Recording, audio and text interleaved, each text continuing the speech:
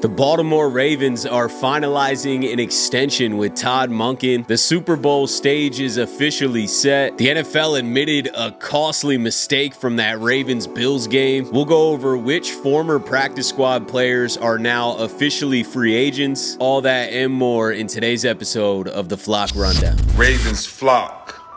Flock Rundown is the place to be.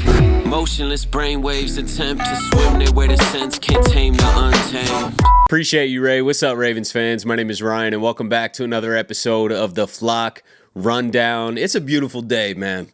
Todd Monken is finalizing an extension with the Baltimore Ravens. We knew that he was going to stay after he didn't get any of the head coaching jobs that he was interviewing for, but they are extending him. He's going to be here for version 3.0, 4.0, 5.0, who knows how long. But regardless, this offense is going to continue to evolve. The stability should stay there with Todd Monken and Lamar Jackson, and I feel like this is very good to have that continuity and not be changing coordinators, and especially since we found a coordinator that is an upgrade from Greg Roman and that is really working. You know, I mean, the Ravens had the number one offense in the NFL this year. I know it didn't work out like we wanted. We can, talk about that for different reasons, but the offensive coordinator is not the issue. Clearly, Todd Monken has lifted this offense along with Lamar Jackson and Derrick Henry. And Derrick Henry might not be here long term. He's definitely here this year, but we don't know moving forward. But regardless, I think the pairing of Todd Monken and Lamar Jackson sticking together and them just kind of going through the growth and evolution process year by year together is huge. I think this is massive for the Ravens offense, for the Ravens team, for Lamar Jackson and his continued production and growth. We know what type of player Lamar Jackson is, but having a guy like Todd Monken that has clearly proven to be able to lift this passing game and take Lamar Jackson's game to another level is a beautiful thing to keep around in Baltimore. So I am very excited that they are working on an extension. I don't know how many years it'll be. I don't think those details are out when I'm filming this video yet. But regardless, he's going to be here at least for a couple more years, most likely. And I think the Ravens are realizing what they have in Todd Monken, and they're paying up. They're paying up to keep him. We talked a lot about how the Chiefs keep a lot of their coaching staff and aren't, rotating coordinators every 2 years and things like that. And I think the Ravens need to find that stability as well. And Todd Monken is definitely the guy for this offense. There's no doubt about it. So this is big news, man. It has lifted my spirits a bit. I still am not happy with the way we went out, and feel like we should be in this Super Bowl, or at least have been playing for the Super Bowl yesterday. But we're not. We made too many mistakes, and it is what it is. But I think this offense is only going up moving forward, and Todd Monken has a lot to do with that. Speaking of the Super Bowl, the stage is officially set. It's a very familiar set of teams, the Chiefs and Eagles. Congrats to both of their fan bases. It's kind of crazy, man. The Chiefs are literally in the Super Bowl every single year. It's mind-blowing. It is. And the Bills, I know the Bills fans are taking a ton of heat today. I don't want to go too hard on them just because we lost to them too. It's kind of hard to sit there and talk a lot of smack when they beat us. But they're feeling the same type of pain, if not even worse, just because when you're one game away or a couple plays away from the Super Bowl, we know that feeling from last year. The Ravens were in that exact same spot last year when we lost to the Chiefs in Baltimore. That was demoralizing. And now the Bills lose another AFC championship game to the Chiefs. It is demoralizing. It's demoralizing. Josh Allen's probably not getting the MVP. So when you look at the totality of the Bills season, it's hard to sit here and be excited about much. And I feel the same way with Baltimore too. I mean, outside, Lamar's probably going to get the MVP, so that is nice. That's something we can hang on to at least from this season. But I don't like the way it finished either, man. I'm competitive. I want to win Super Bowls. That's all I want is Super Bowls. So I'm not going to sit here and act like we accomplished greatness this year. Number one offense in the league, MVP, quarterback. That's amazing. It is amazing. And I think it bodes very well for where we're headed. It gives me a lot of confidence in where we're headed. But until you beat the Chiefs, until you're in the Super Bowl, until you win the Super Bowl, until you can start becoming one of those consistent teams that are in the Super Bowl like Kansas City or like New England was years ago, it's just hard to be that happy, man. I'm not that excited about how the Ravens season finished. So I'm not going to sit here and dog the Bills too much, even though they gave me a lot of flack. They gave the Ravens fan base a lot of flack.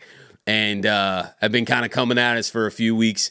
I've just been taking it on the chin because we lost. You know what I mean? It is what it is. But now you're on the couch with us, and we get to sit here and watch the same team over and over again. It feels like Groundhog Day, man. The Chiefs are here every year, and every year I'm like, nah. The Ravens are gonna dethrone them this year, and then here we are, Chiefs in the Super Bowl again. So it's mind blowing. It's their consistency is what's most mind blowing. It's not that I'm surprised that they can get to the Super Bowl. I mean, they have a very, very talented team. Mahomes is obviously all time. Their coaching staff is all time.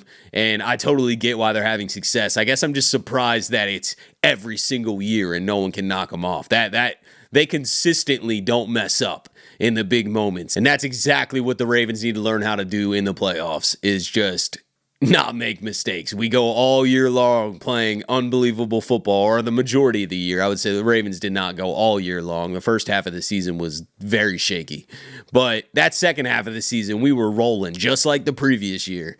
And then it comes down to big moments in the playoffs and you just make too many mistakes. So we got to learn how to be consistent year after year after year in those big moments. And maybe when we do it one time, we kind of unlock that confidence and ability to keep doing it year after year. You know what I mean? Like maybe next year the Ravens do get it done, let's just say, and then it kind of opens the door of like, no, we're the team now.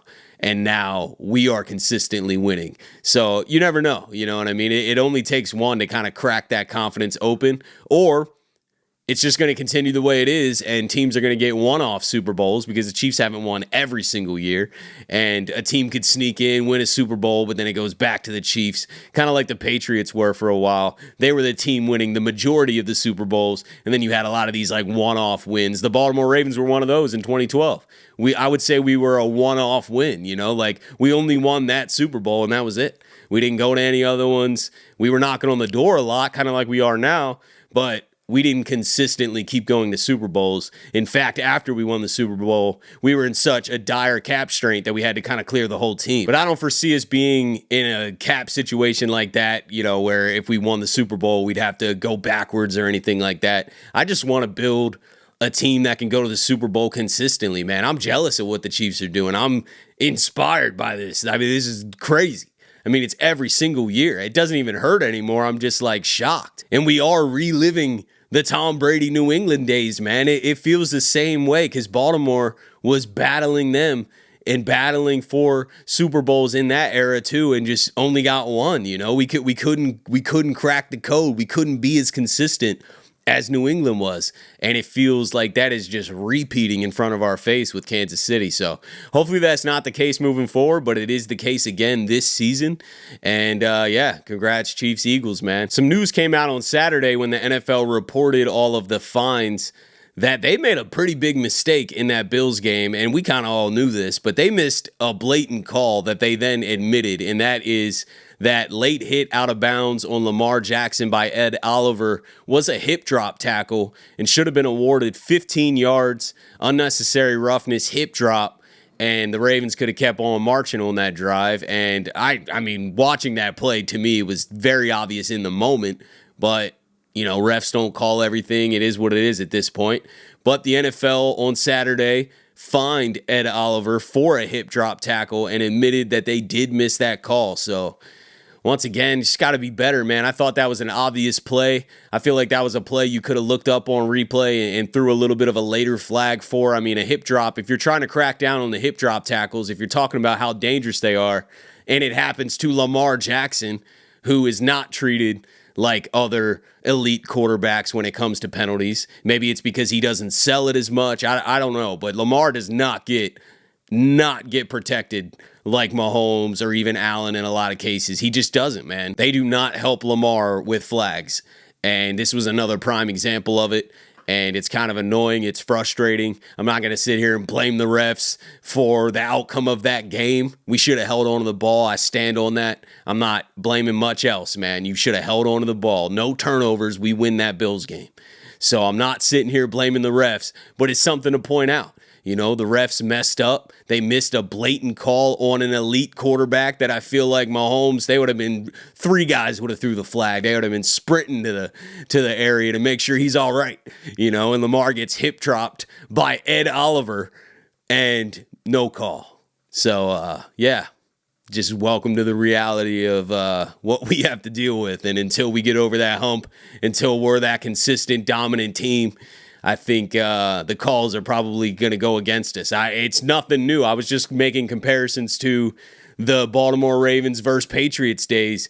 I don't know if you guys were watching closely back then, but Tom Brady was getting every call under the sun. A guy would trip and roll near his leg, and they would throw a 15-yard flag. You know, Suggs and Reed and Lewis were always complaining about that, and it's happening again. We're not protected. Other teams are protected. And, yeah, I can't explain it really. I don't really know why that is, you know, outside of the NFL wants certain teams to keep performing, or they protect certain teams that have proved greatness, and it's kind of on the other team to overcome it all. And that's not easy to do, and that kind of creates those one-off Super Bowls because, yeah, every now and then a team can overcome it all. But can a team overcome it all every single year? Becomes very difficult when the cards are a bit stacked against you. So, yeah, sucks. They missed a call. Should have been a hip drop tackle on Lamar Jackson. He needs to be more protected. He is an elite quarterback. He should be protected just like Mahomes, just like Josh Allen, just like Joe Burrow. These guys are all in an elite category, man. And if you want to protect some of them, protect them all. Don't be unfair about it. Last week, I made a video talking about who the Ravens signed as their reserve future deals and who would be potentially on the practice squad this season. Let's talk about all the names that didn't get re-signed and are now officially free agents. And there are some names on here that the Ravens are pretty much moving on from. I'm not saying that they can't bring them back, but they're free agents now. They didn't sign them to future reserve deals, so they don't really care if they go elsewhere, is pretty much what the team's saying. And that is Saleh, Kadir Ismail, Anthony Kendall, Desmond King, Keith Kirkwood, Josh Tupou, Scotty Washington, and Chris Wormley. Just some thoughts on these names. Saleh, he was a late-round pick 2 years ago, kind of worked his way into some rotations on the offensive line, but never really cemented himself. And these late-round picks, it kind of goes that way sometimes. Some of them you hit on, like I think the Ravens might have hit on Sanusi Kane or even the undrafted free agent Bo Braid. I like those guys, late round undrafted picks. But Saleh was just one that kind of never was flashing at a high level. Kadir Ismail is kind of a surprise, but I did read last week from Jeff Zrebiec that they were pending a physical and they were trying to re-sign him to the reserves, but he had to pass a physical. And the fact that he's still not re-signed doesn't necessarily mean that he's not going to get re-signed, but it does tell me that there are some kind of injury concerns there or something, because they were trying to re-sign him pending a physical and he's still not re-signed, and now he's officially a free agent. So we'll just monitor that situation. He definitely has some size and talent and has a bloodline into the organization with his dad. So we'll see. I think he could be one that does come back. Desmond King was a late signing last year for the Ravens, had some good punt returns, but they're obviously moving on. Keith Kirkwood has flashed a few times in the preseason, but you know, I don't think that he has the upside that they're looking for at wide receiver. And then Chris Wormley, veteran that we drafted, he's been here before, ended up going to Pittsburgh and has kind of bounced around. And we'll see where he ends up. But the Ravens did bring him back, and he just wasn't playing a ton. And they're clearly moving on. So, yeah, those are the guys that were on the practice squad and are now officially free agents and can sign with any team in the NFL. Now let's jump into some Q&A. Keep dropping questions under these videos. I will pluck some comments and talk about them at the end of the episodes. So we'll start with Stanks3111, Steven Sims coming back as punt returner. We claimed Steven Sims at the end of last year off of the waivers from the Texans. He did play some meaningful minutes at wide receiver and punt returner for us down the stretch. He is a free agent, so at this point, no, he's not coming back to be our punt returner. But I wouldn't be shocked if they did re-sign him. I mean, he did show some quickness and explosiveness. I do like his game. I think he can provide deep depth for us. I don't think he's like a major player, but I do think that he can provide some depth at wide receiver and punt returner. But just from reading between the lines at the end of the year press conference, Harbaugh was pretty strong about we need to find a punt returner that, is the guy. And I think they signed Deontay Hardy for that last offseason. That didn't really work out due to injuries. So I think this offseason they're probably going to do a lot of homework on bringing in the right guy to be our consistent punt returner. And by them saying that, I would just imagine that's not Steven Sims. But we'll see. Be More Drew said, I hope 3.0 includes common sense, ball control, situational football. Keep that inside the three pass to yourself, especially when Lamar's options are Ronnie Stanley, Patrick Ricard, Derrick Henry, and Mark Andrews. I'm not gonna call him drop Drews, man. That hurts. But I agree, and this isn't a question, but I wanted to highlight this comment because we are bringing Todd Monken back. There is going to be a version 3.0 this year, probably 4.0 and 5.0 as well. And we need to be smarter. And we're inside the three. We're on the 3 or the 2 yard line. I'm running 4 straight times, especially when we have Derrick Henry. I think we overthink sometimes. I think when teams, are bodying our offensive line early in the game, we act like we can't run on them anymore. And we need to change that philosophy. That doesn't mean Todd Monken's a bad offensive coordinator. We had the number 1 offense in the league. We had the best offense in franchise history. Todd Monken is a great offensive coordinator. But we got to improve in those big moments. We got to improve in situational football. I completely agree with this comment. We need to run 4 straight times. If you can't get 2-3 yards with 4 straight runs with Derrick Henry, you don't deserve it. But I don't like getting cute trying to trick play with Ronnie Stanley or like he said, Pat Ricard as your options, and you're just limited, man. You got unathletic guys out there as your weapons, and Lamar's just like, no one's open, bro. Like, that's not a good idea. If you're inside the 5, I'm not even passing. We need to find a way to pound that rock into the end zone. And if you get stopped, you get stopped. We'll play defense and try to contain them from the 1, but I'm not throwing, especially if you're having those as your options. If you want to spread everyone out and have a lot of wideouts out there with your tight ends and Derrick Henry still in the game, that could create some confusion. I'm not against it if you're a little further back from the end zone, but if you're in short yardage situation, you just need 2, 3, 4 yards to get into the end zone, you got to run. Willie Joseph, 5,400. What's your opinion on Trey Harris, wide receiver out of Ole Miss? Would you be open to us drafting him as a sure-handed big body wide receiver if he were to fall that low in the draft? I was aware of Trey Harris, but I did more research after this comment just so that I could have a better answer. And he is a big body wide receiver. I like Trey Harris, 6'3", senior out of Ole Miss. He had great production in college, 1,000-yard receiver last year. He has struggled with injuries during his college career, and I think he does lack elite athleticism, especially like getting off the ball and kind of run after the catch. But he is strong. He's got sure hands. He can go up and get it. And I would not be against the Ravens drafting him, but I have him as like a 2nd, 3rd rounder. So, if he's there at the end of the 2nd round for the Ravens, I think that's totally an option. But every mock draft I've been looking at, they got him going in the 20s in the 1st round.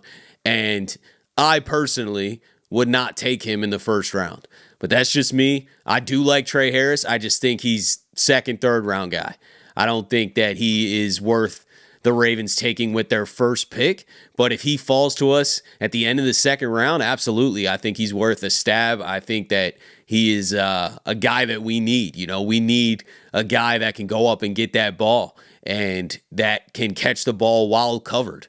We haven't had a receiver like that. I think Bateman does possess some of that. I think he's underrated at that, but I hear what you're saying, though. We need a tall, big body, strong wide receiver that when covered, and we need a crucial third down conversion or a red zone touchdown. We don't always have to go to the tight ends. We can go to that guy, throw a jump ball, he goes up and gets it. That is Trey Harris. I just don't think that he's worth a first-round pick. I think that he lacks a little bit of that, elite sauce, man. When you watch some guys, you're just like, this guy's got it. And I feel like Trey Harris is very good, but he doesn't jump off the film as an elite prospect. So I would take him at the end of the second round, or definitely in the third round if he happened to drop that far, but I don't think he's going to drop that far.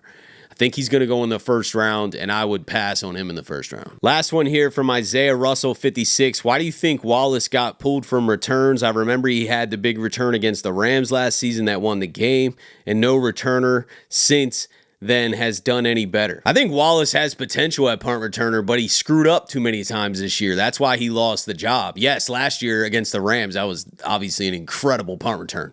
And then I think they went back to him because of that. But he made too many mistakes. He dropped a punt, and then there were 2 consecutive punts earlier in the season where he let one go that he should have caught, and it ended up getting downed on the one, and then he ended up catching one inside the 5 that he should have let drop and go into the end zone. And I think the coaches just didn't trust him. He was making too many poor decisions, and they want a punt returner that's rarely ever going to mess up, that always catches the ball, that always makes the right decision. So if we do bring Wallace back and he can prove consistency to the coaches that he's going to make the right decisions, I think there's a possibility in the future that he could get that role again, but he just messed up too many times. That just really is what it is. And yes, that Rams punt return was amazing, and that gifted him the opportunity this season to be our punt returner. So we did give him a chance because of that. He just didn't do much with it, and you just can't mess up. We can't have guys dropping the ball, and all season long, honestly, every punt returner we put in there made a mistake or two, and no punt returner was there all season. So we're talking about 3-4 game chunks, and guys are just messing up. Tylan Wallace, Desmond King fumbled twice in the same game against Pittsburgh. Steven Sims dropped a punt against the Steelers. You just can't have guys doing that. So I think the Ravens are going to go elsewhere with the punt returner. But that's it for today, guys. Let me know what you guys are thinking about everything. We got some great news with Todd Monken extension. Keep dropping questions in the comments. I'll keep pulling them and talking about things at the end of the video. It gives me more to talk about, gives me a way to interact with you guys. So great questions. I appreciate you guys doing that. I appreciate you guys tuning in to another episode of the Flock Rundown. Have a beautiful rest of your day. And now I'll let the greatest linebacker in the history of the game take us out. Ravens flock. The Flock Rundown is the place to be. My man Ryan has been a lifelong Ravens fan since he was born. The Flock Rundown. Nothing gets better than waking up and wondering how high we can fly. Tune in. Motionless brainwaves attempt to swim their way to sense, can't tame the untamed.